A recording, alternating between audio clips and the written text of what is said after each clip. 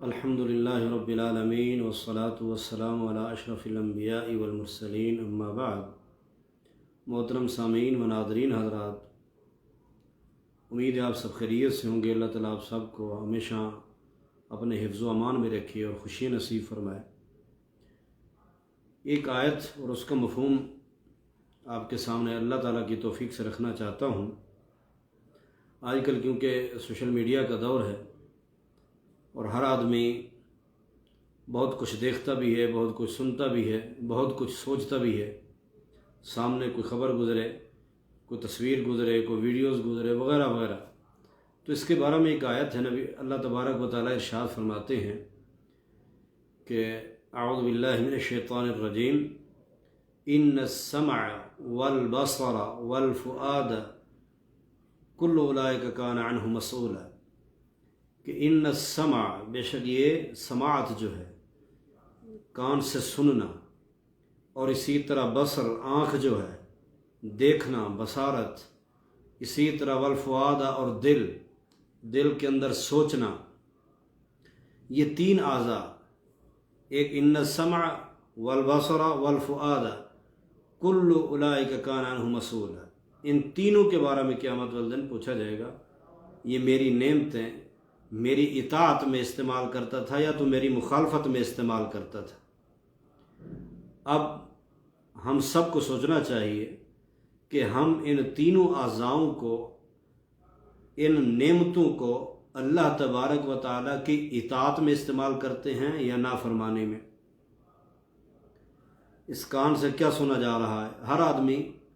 خود اپنے بارے میں بہتر سمجھتا ہے۔ آنکھوں سے کیا دیکھا جا رہا ہے، روڈ گزرتے ہوئے یا موبائل کے اوپر سامنے دیکھتے ہوئے، خواہ وہ اکیلا بیٹھا ہے یا چار آدمی کے سامنے ہے، کوئی تحریر دیکھی، کوئی تصویر دیکھی یا کوئی بات سنی، اس کے بعد والفؤاد، کہ دل میں کیا سوچا اس کے بارے میں۔ اب ان تینوں چیزوں، حالانکہ اعضاء اور بھی ہیں، ان کے بارے میں بھی دوسری آیت کے اندر واضح موجود ہے کہ الیوم نختم علی افواہہم وتکلمنا ایدیہم وتشہد، اور ہم سے قیامت والے دن زبان پہ تالا لگا دیا جائے گا، ختم لگا دی جائے گی، مہر لگا دی جائے گی، بقیہ اعضاء باتیں کریں گے۔ وہ ایک مطلق ہے سب اعضاء کے بارے میں، لیکن ان میں سے جب یہ تین اعضاء کا ایک آیت کے اندر واضح بیان کیا کہ ان تینوں کے بارے میں جب پوچھا جائے گا کہ یہ کہاں استعمال ہوئے، کیسے استعمال ہوئے، تو کہیں ایسا تو نہیں ہم اللہ اور اس کے رسول کی مخالفت میں استعمال کر رہے ہوں۔ موبائل نعمت ہے، اس کو صحیح استعمال کر کے اسی کان سے بندہ سن کے قرآن مجید تلاوتیں اور دروس تقاریر فائدہ اٹھا سکتا ہے۔ اب یہی جو درس آپ کے سامنے ہو رہا ہے یہ بھی موبائل پہ ہے، کوئی درس دے رہا ہے، کوئی سن رہا ہے، اچھا استعمال ہونا چاہیے، فائدہ اٹھانا چاہیے، کلاسیں لینی چاہیے۔ اسی پیج پر ہر اتوار اور بدھ کو اسلامک سینٹر میں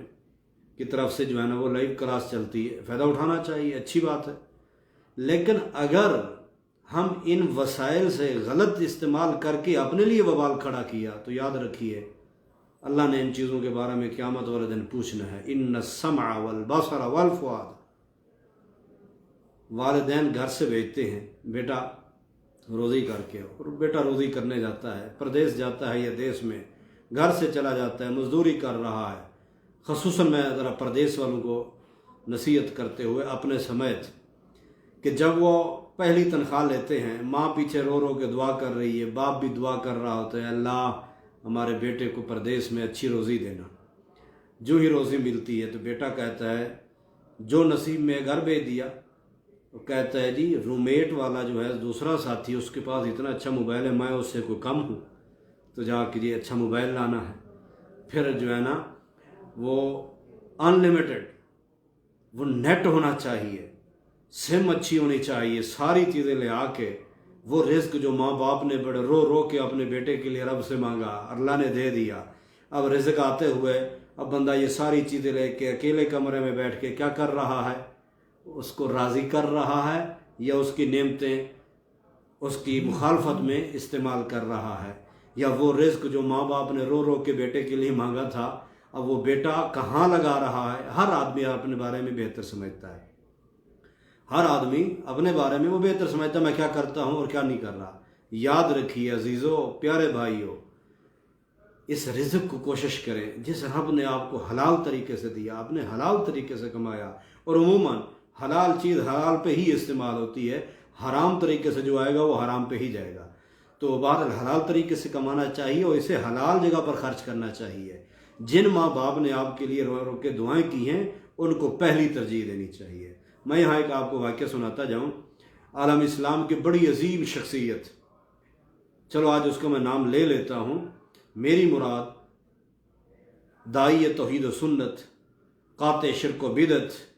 اور ہزاروں لوگوں ان کی تقاریر سن کے اپنے عقائد کی اصلاح کرنے والے، میری مراد فضیلت الشیخ سید توصیف الرحمن شاہ صاحب راشدی حفظہ اللہ، مجھے خود ایک دن بتلا رہے تھے کہ جب میں سعودی عرب میں آیا، سب سے پہلی تنخواہ جب مجھے ملی، میں لے کر سیدھا وہ اپنی امی کے ہاتھ پہ رکھی۔ سب سے پہلے میں نے اپنی امی کے ہاتھ پہ رکھی کہ یہ لیجئے، اور میں نے اللہ سے وعدہ کیا تھا، وہ کہتے میں آیا اسی لیے تھا کہ میں نے اپنے ابو سے سنا کہ انہوں نے خواہش کی کہ اللہ مجھے بیت اللہ دکھا دے، میری امی رو کے دعا کرتے اللہ مجھے بیت اللہ دکھاتے، تو کہتے مجھے صبر نہیں ہو رہا تھا کہ کسی طرح میں والدین کے لیے کچھ کر سکوں۔ بہرحال ایک بھائی نے کوشش کر کے ویزا دلوا دیا،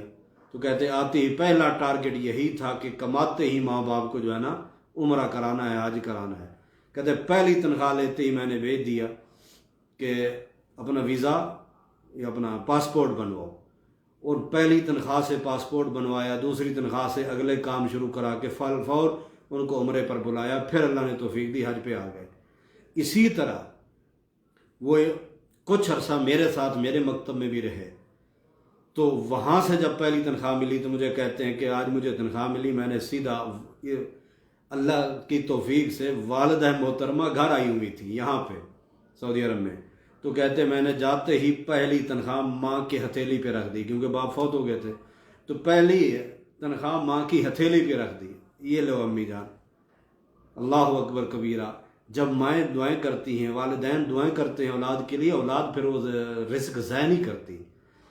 ایسا استعمال نہیں کرتی کہ جو انسان کے اپنے لیے وبال ہو جائے۔ عرض کرنے کا مقصد یہ تھا، موبائل ہو، نیٹ ہو، سمیں ہو، کچھ بھی ہو، لیکن اس کا استعمال ایسا ہو کہ ان السمع والبصر والفؤاد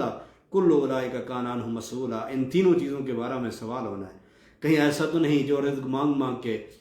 والدین نے مانگا، بیوی نے دعائیں کی، اولاد ہے، اب اللہ نے دے دیا تو اسے